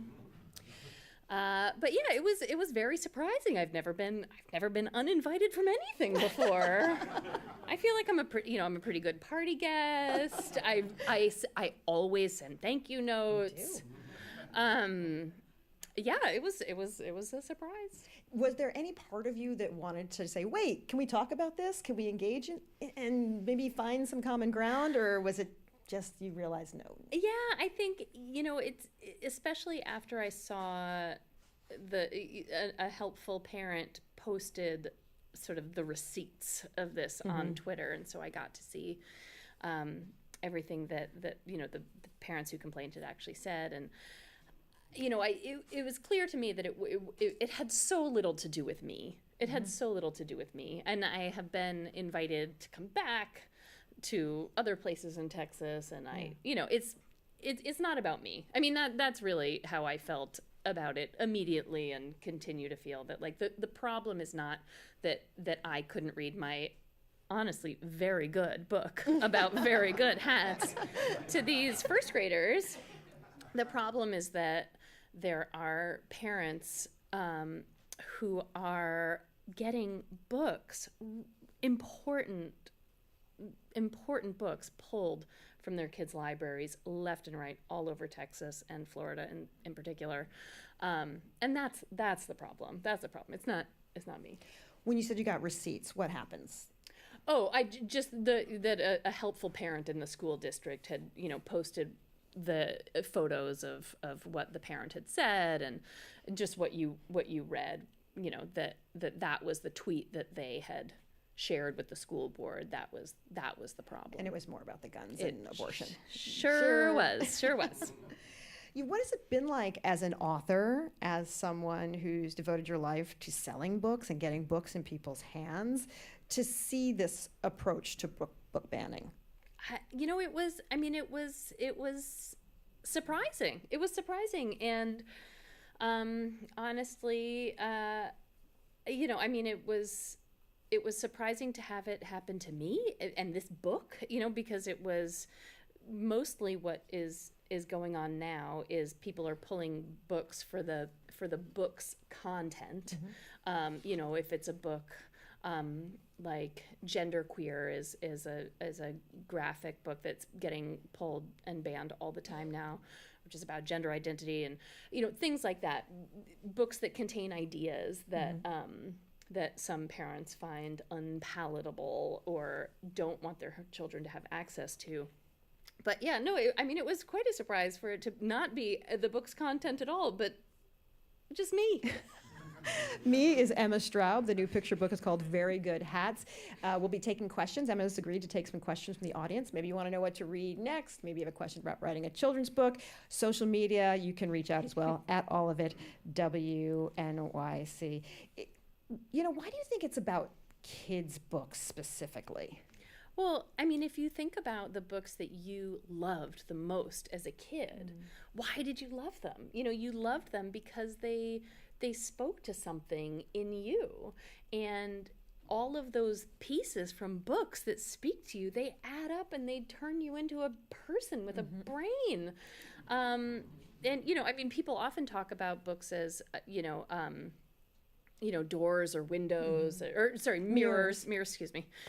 They could be a door too. Fantasy novels, often doors. But we want there to be as many different kinds of mirrors as possible. And I think that is what these parents are afraid of. They're afraid of their children seeing something and understanding something about themselves, or having empathy toward their classmates that the parents don't share. It's about control, But what is magical about children's books is that they provide access to all different worlds and possibilities and feelings. They're the best books. I could stop, I shouldn't say this maybe because I own a bookstore, but I will, is that I could stop reading books for grown-ups, and I think I'd be fine as long as I could still read books for children. Let's talk about Very Good Hats.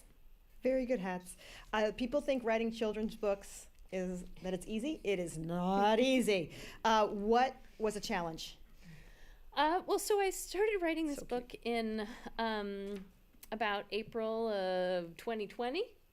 I don't know if you remember that fun time.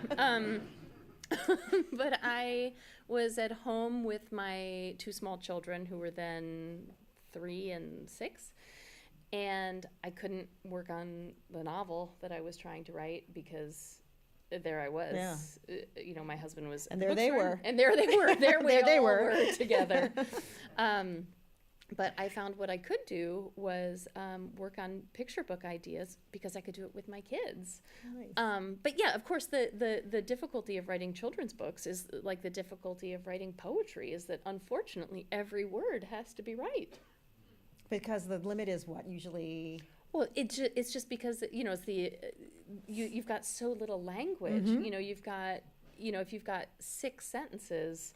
They have to be right. If you're writing a 400-page book, if some of the sentences are sort of more, like utilitarian, it's okay. But in a picture book, it's not okay. They have to be good. Speaking of words, right off the top, we get a big word, haberdashery.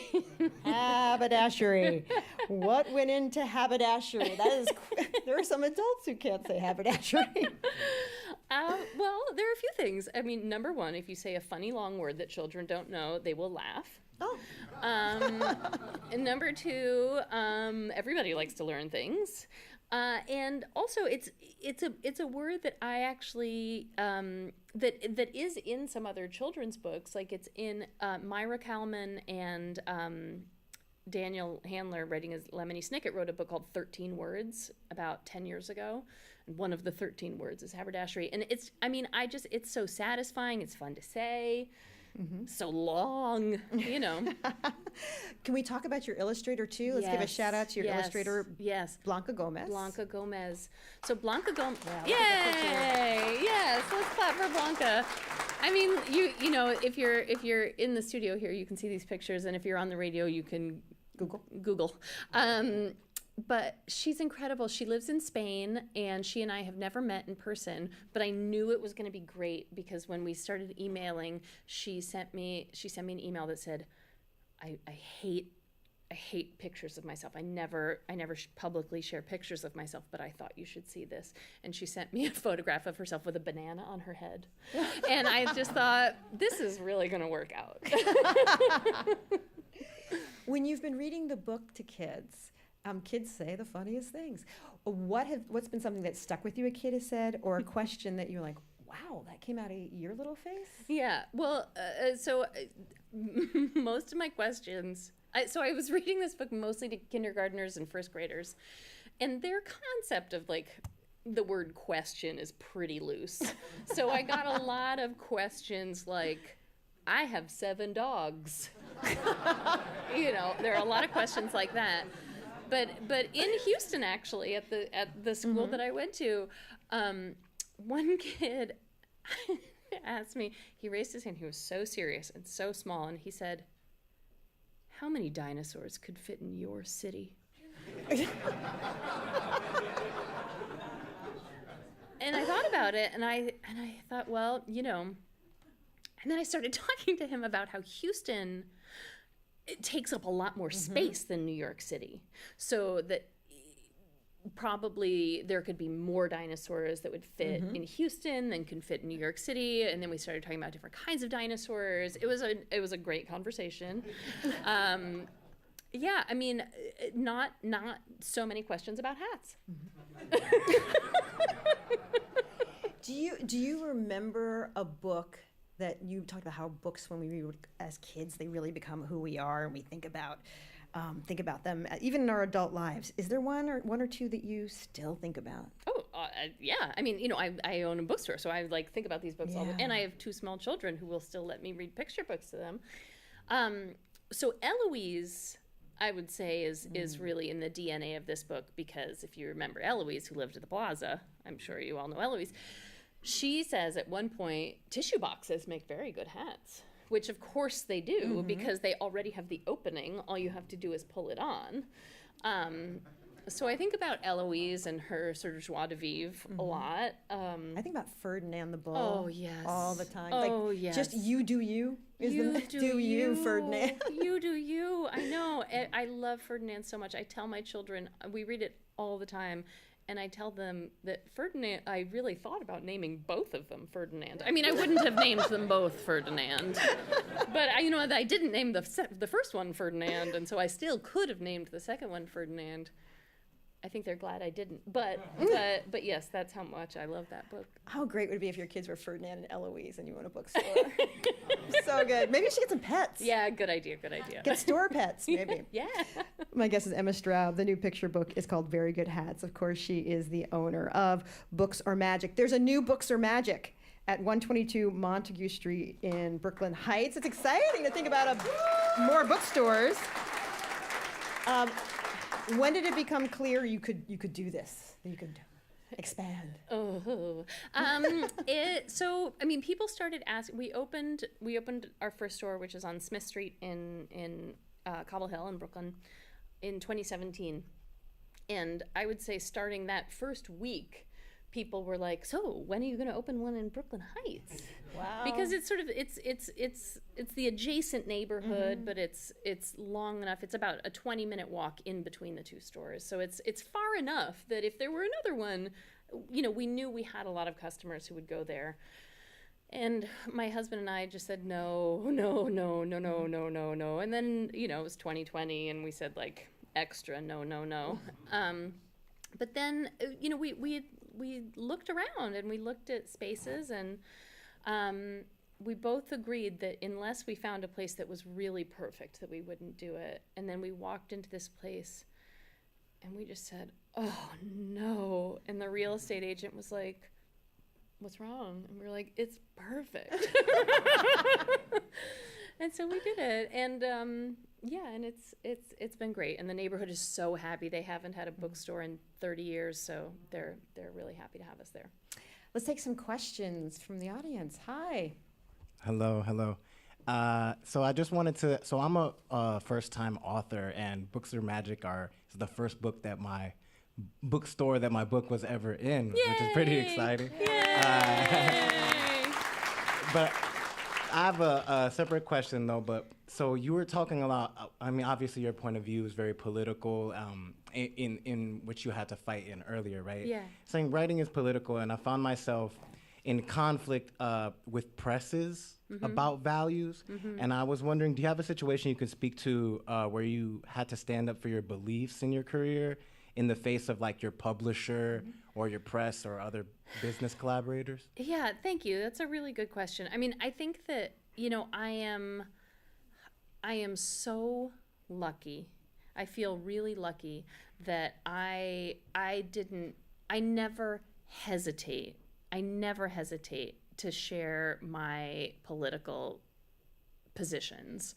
And my publisher was totally supportive of me. You know, I think that I have occasionally been sort of coached by publishers or publicists or things to you know, maybe we could answer the question this way or that way. They love to do that. But no, I really feel like, I mean, I don't know, part of it is like, you know, owning a bookstore in Brooklyn. So like I'm in this bubble, right? I'm in this little liberal bubble. And so it was, I think that's actually why it was really shocking to me when I got to Texas and people had this feeling because, you know, all of the elementary schools and all the parents who I know in Brooklyn are so supportive. I mean, we, you know, at Books Are Magic, we've done so many fundraisers for every town for gun safety. I mean, we've raised, like, I think probably at this point like $35,000. And when I got uninvited, I started a new campaign and immediately raised $6,000. And so it's surprising. It's surprising when you like stick a toe somewhere where not everybody agrees with you. I don't know how people do it in other places. Like, it just made me feel really happy to live in New York City. Did I answer your question? I don't know, maybe a little bit. I want to just point out that at the bookstore you have a I Read Black Authors Challenge. Yes. You're also selling handcrafted bracelets for Valentine's Day with all the proceeds going to New York Abortion Access Funds. Yes. Speaking to this gentleman's point. Yes. What are you working on? What's next? Oh God, Allison, do I have to do anything else? No, you do not. I'm working on the screenplay adaptation of This Time Tomorrow, my most recent novel. Awesome. I'm doing that, and I'm making little notes in a notebook for a new novel that I will have time to write someday. Emma Straub, thank you for making time to come and be with us. Such a pleasure. Thank you. Yo La Tengo have a new album out today, and they're here with us live in the Greene Space to perform. So talk to you soon. WNYC supporters include Atlantic Theatre Company, presenting the world premiere of Illyria. At Navratri, two women collide after a deal of a lifetime. Written by Deepa Purwit, directed by Awoye Timpo, now through March 19th. Tickets at atlantictheatre.org. Sapir, a journal of ideas for a thriving Jewish future, focusing on culture, education, social justice, and more. Info at sapirjournal.org. Concordia Conservatory, presenting the More Than Music Concert, Jazz Connection, a chamber music program of music by Ives, Gershwin, Weil, and more. February 12th at 4 p.m. Tickets at concordiaconservatory.org. A conversation with Salman Rushdie, only on the New Yorker Radio Hour, his first interview since a brutal attempt on his life. I've tried very hard not to adopt the role of a victim. You know, somebody stuck a knife in me for me. You don't feel that way? Which I do sometimes think. It hurts. It hurts. Salman Rushdie, next time on the New Yorker Radio Hour. Listen tomorrow morning at 10 on 93.9 FM or get the podcast.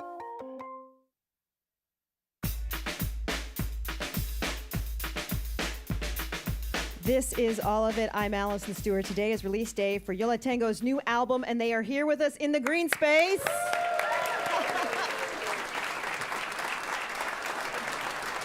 The album titled This Stupid World is the band's 17th. and just about 40 years of consistently making great music, much of it in Hoboken, New Jersey. Pace Magazine has called the new album a triumph. Stereo Gum described it as a staggering collection.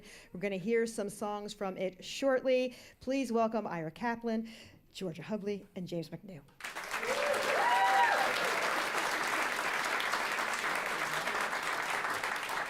Georgia, when did you start working on this record, songs for this record? Oh my. Well, a lot of the songs are compiled from pieces of music we've had for a long time, just on tape, and well, I guess it wasn't really tape, but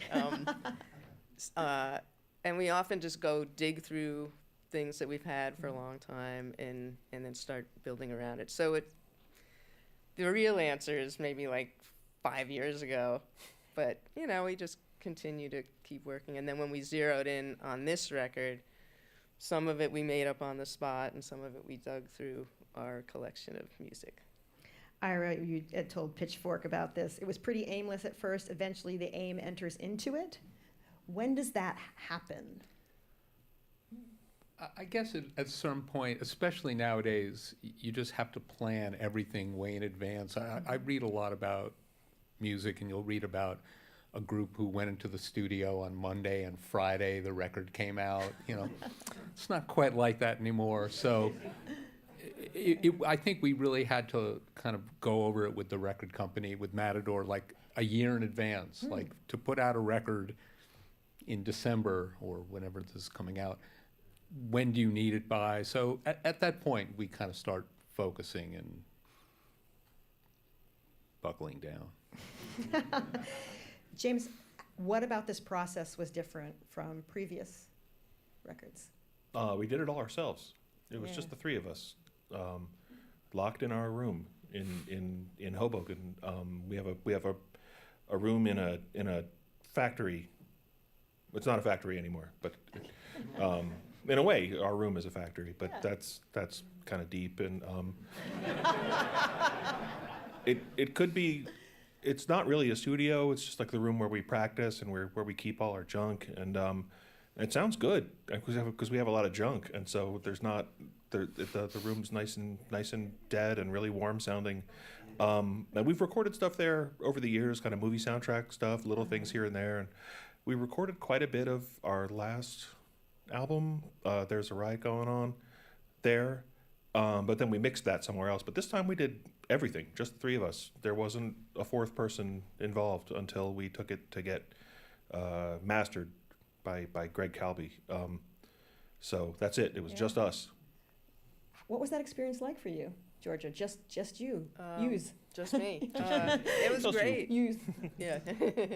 What did you like about it? Well, well, it was super comfortable to be just the three of us that have known each other for quite some time, and I think we communicate very easily together. So it just was sort of great. You know, I don't know how else to describe it. But you know, another thing that was different about it was because we were doing it ourselves. Again, to kind of hark back to rock history, you'll read about like Queen or somebody making a record. And, you know, they go to the studio at 1 o'clock, 3 o'clock, they break for tea. And then, you know, they come back 5 or 6 and work for another hour. And then, you know, eventually they put out a record.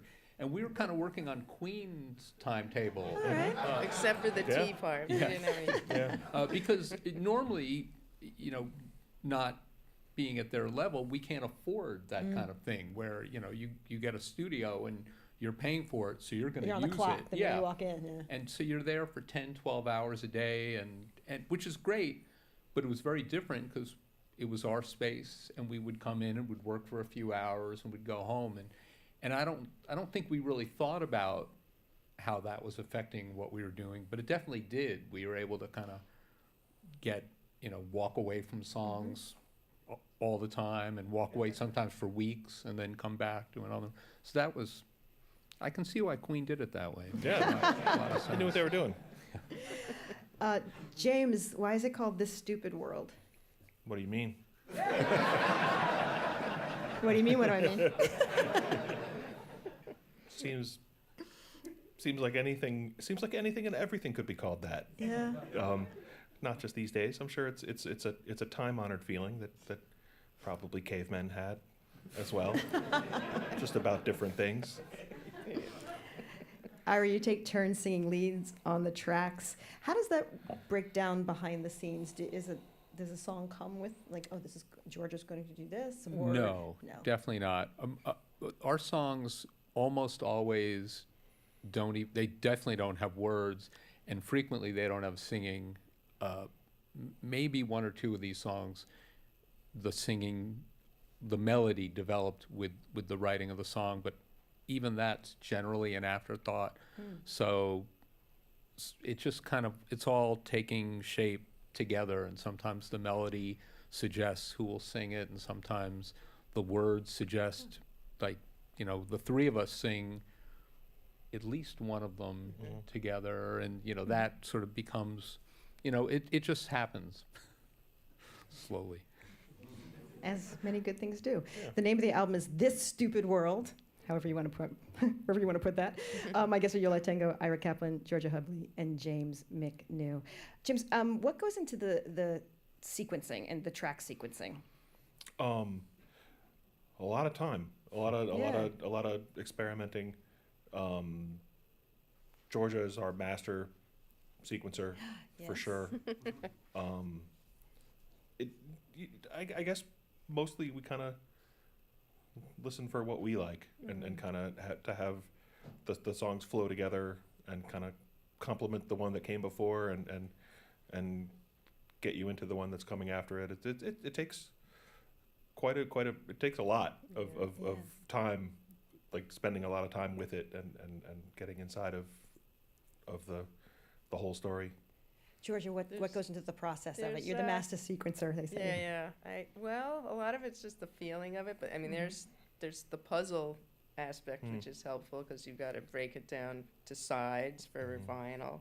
So how much time, you don't want to load too much time on any one side.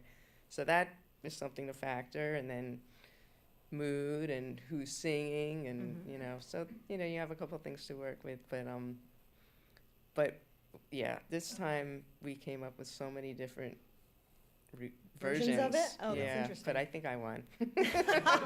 But the first part of the process is pretending that people still listen to records from start to finish. I know. Yeah. I'd like to pretend that. Yeah. So I like that world. Exactly. That's not a stupid world. That's a good world. As I mentioned, obviously folks know you're from Hoboken, and you're from there. You stayed in the area. Why?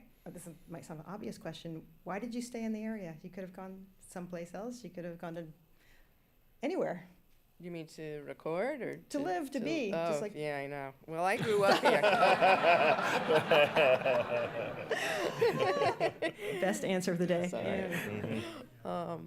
I'm from Jersey too. I understand. Yeah, well, I'm actually from New York, but I think I don't know how many other New Yorkers feel this way, but there's something about I can't leave. I don't know. I want to, but then I always want to come back. James, have you ever thought about leaving, or you just?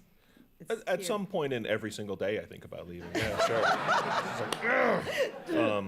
But no, I can't. I'm from Virginia originally, and I moved to New York 30,000 years ago, and when I first moved to New York, I was like, this is nuts. I don't know if I could do this forever. I got to go back to Virginia. And like a week later, it was like, no way. I'm here, and this is it, and this is where I should be. So yeah. How about for you, Ira? It's never really. Never really thought about leaving. It's funny that the whole Hoboken thing. We think of ourselves, and kind of always did, as New Yorkers, and Hoboken's just our base of operations, and where two of us happen to live for 30 years. But it's just a mere coincidence. Kind of is. My guests are Yo La Tengo. The name of the new album is This Stupid World. It is out today. We're really lucky to have you guys here because you're about to head out and tour, going to the West Coast next Wednesday. Have you gotten to road test these songs at all, or will this be the inaugural? Yeah, no, not talking. Not really, no. So it's a little nerve-wracking, but we've been practicing. so much. I'm so As glad will it's be over. obvious in just a Oh, few I know. minutes. Oh yeah. Well, What happens I when know. you go out on the road and you play something and it's just different than you imagined it would be or how it had been in the past? How do you adjust on the fly? Is there like a meeting afterward, like this didn't work or this works Yeah. great over here and we need to do more of that? What happens when a song is very different in real life than it was during the creation process? James, you've gone somewhere. Yeah, I sure have. Hopefully it doesn't get too far. I think we things sound different in different rooms and different stages, and not always for the best. So we're kind of prepared. We're kind of prepared for that. We have a great sound engineer that we travel with, and we trust him with our lives. Is there, George, is there a lot of experimenting on stage when you first go out, or do you try to stick to what's happened in the rehearsal room? Well, I guess we're gonna find out. I think we'll mostly stick to the basic stuff of what we've done, but then I think as we get more comfortable, I'm sure things are gonna change. We just don't know right now how they're gonna change, but. Well, we're going to get to hear a little bit. We'll do a test yes, run after the little break. Ira, what are mini test we going to hear? Well, I mean, we do treat things pretty loosely, and this is an example because all of our stuff is on its way to Seattle. Our first show, we even had to like borrow a guitar for this. So nothing we're going to play now really relates to how we're going to be playing them live, unless we decide you it like what you does. hear. Yeah. So. All right, so after the break, we're going to hear some live music from Yo La Tengo. Stay with us.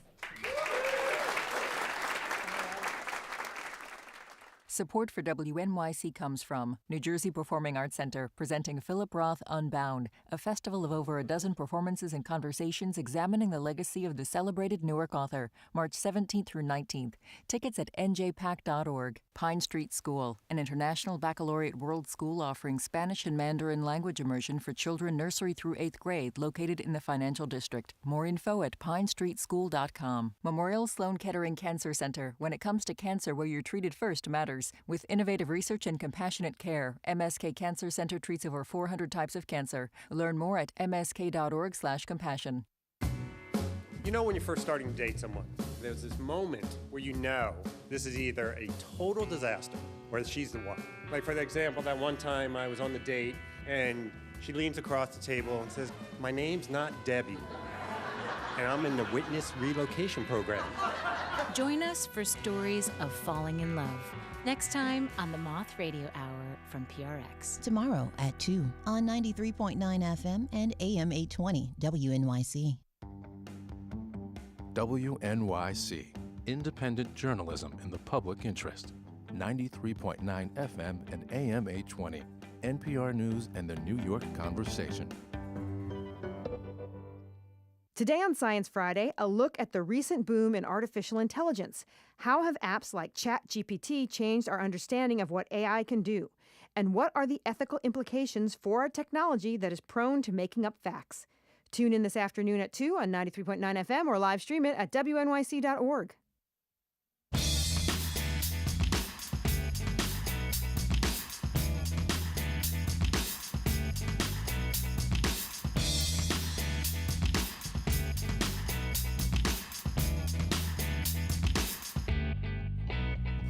You're listening to all of it live from the Greene Space. We have the band Yo La Tengo set up on stage to perform some songs from their brand new album, which is out today, titled This Stupid World. Ira, I'm going to turn it over to you. All right, this is the title song from the record, and I'll just start playing, and then you'll join in when you can.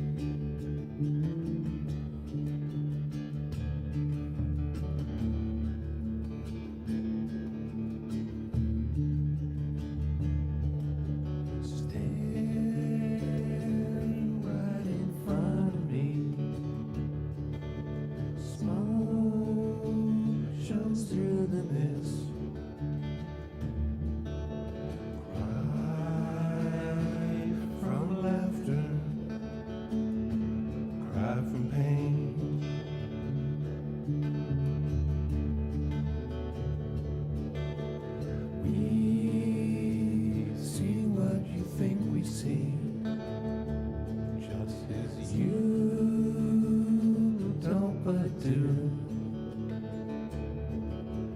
repeat is needed.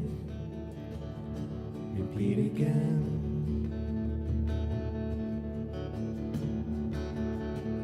This stupid world is killing me. This stupid world is all we have.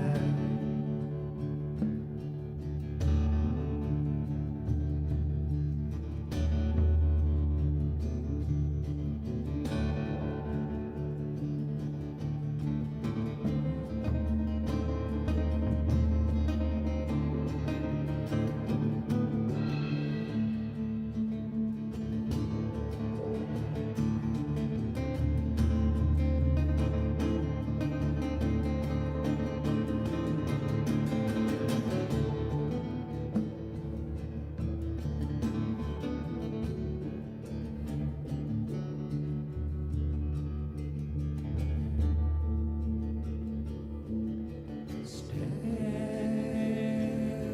in disbelief, out of body, out of place. Blood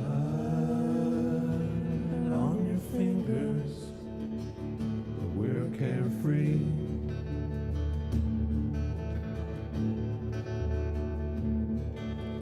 Can't hear a word you say. Reach for the skies. Better not be none, and none will be. This stupid world is killing me. This stupid world is all we have.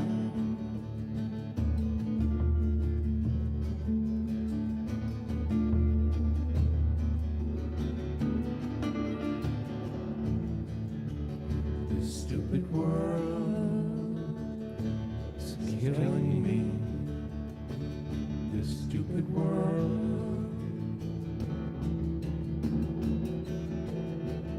is all we have.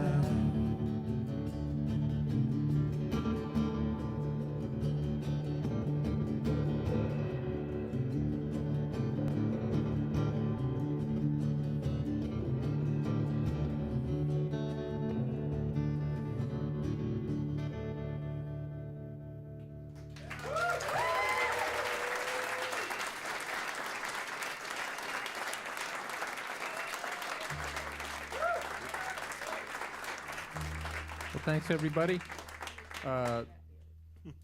We thought we would pay tribute to the great Tom Verlaine.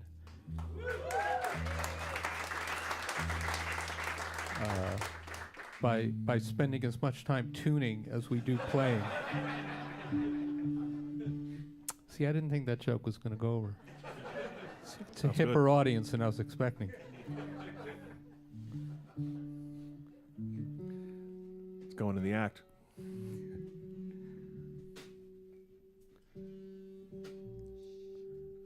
Almost there. Actually, I'm really not. Luckily, it's not a 12-string. Technology. Although I'm pretty sure television did it without tuners, which made it extremely entertaining. That's good. All right. This is, George is going to sing this one. It's called The Celestine.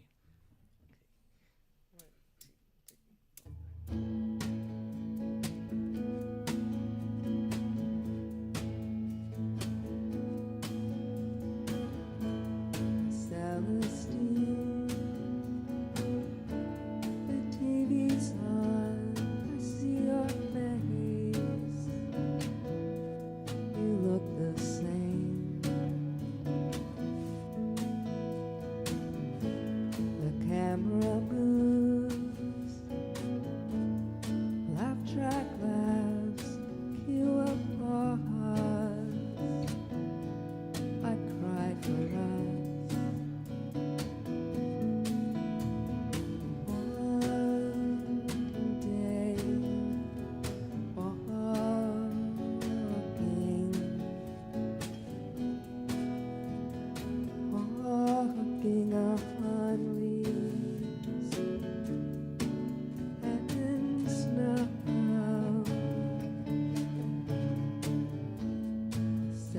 Christine, where are you? The drugs don't do what you said they do.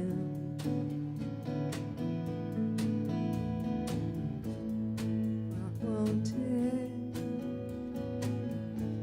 I can't predict. I can't sell your voice. Though you asked me to.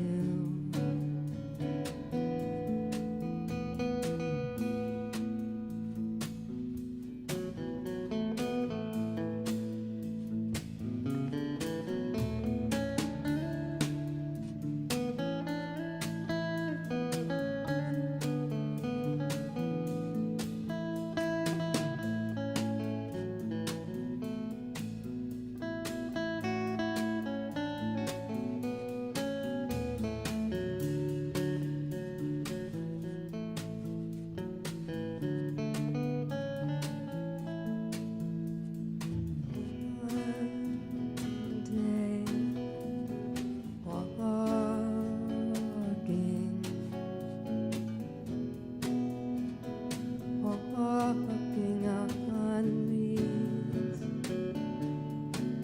and snow.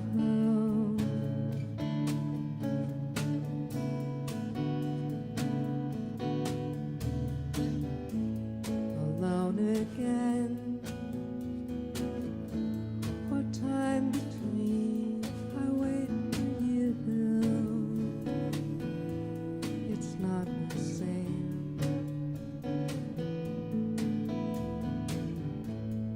Push the pin into the map, and I find you, Celestine.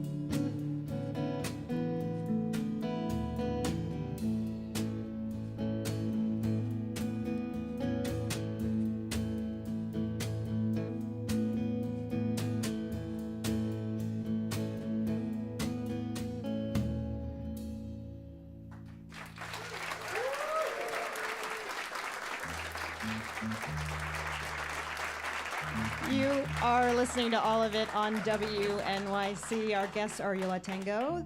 They are tuning up in the Greene Space. Just a quick show of hands. How many of you came to see Yo La Tengo? You can see, these are your people. These are your people. The next song, I think, was Fallout. Is that right? That's- You're going to play? Yes, it is. That was the first single that came out.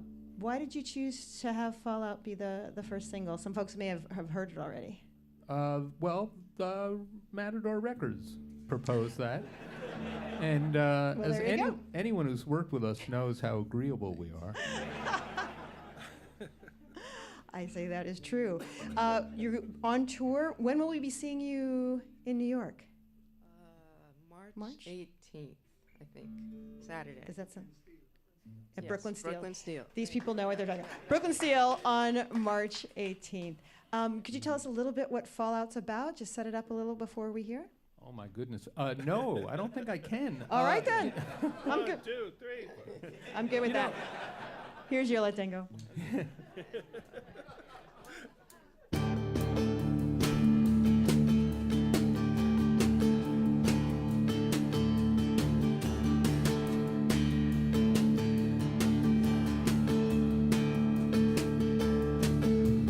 I won't tell you how it's gonna be. I don't have what you want from me. I wanna fall out of time, reach back, unwind before it gets too loud, before it knocks me out, fall out of time.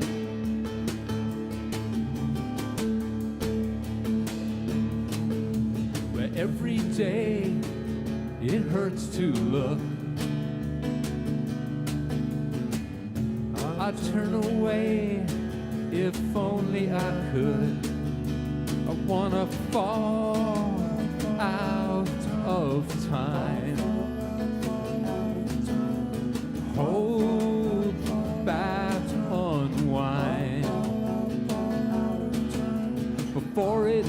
me flat, fall out of time before it comes to that.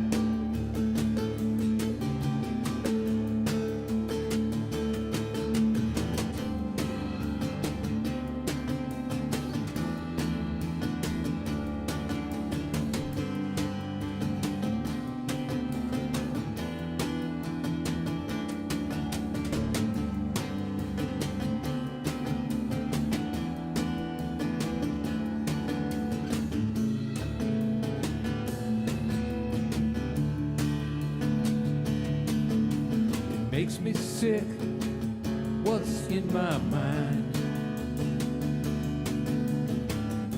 It's so hard to react in kind.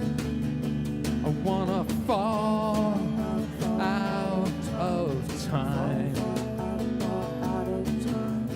turn back, unwind, before the whole thing stops, before the hammer drops, fall out of time.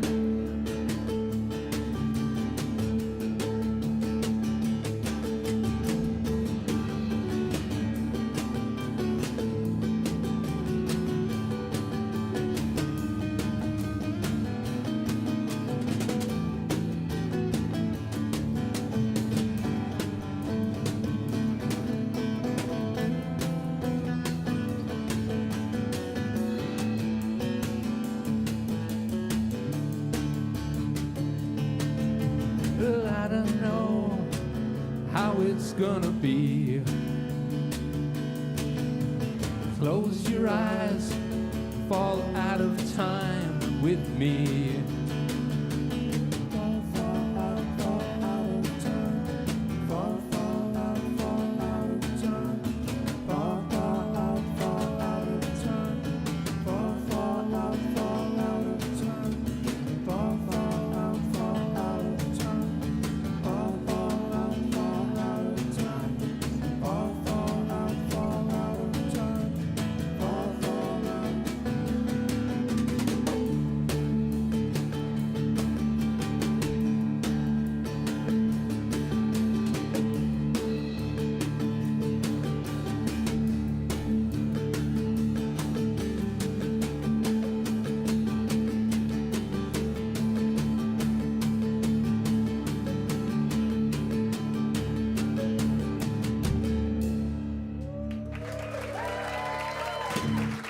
Thank you.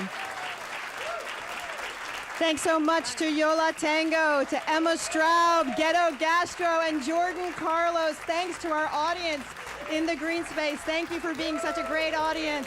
I'm Alison Stewart. I appreciate you listening. I appreciate you being here, and I appreciate you. We'll meet you back here next time. Thanks so much.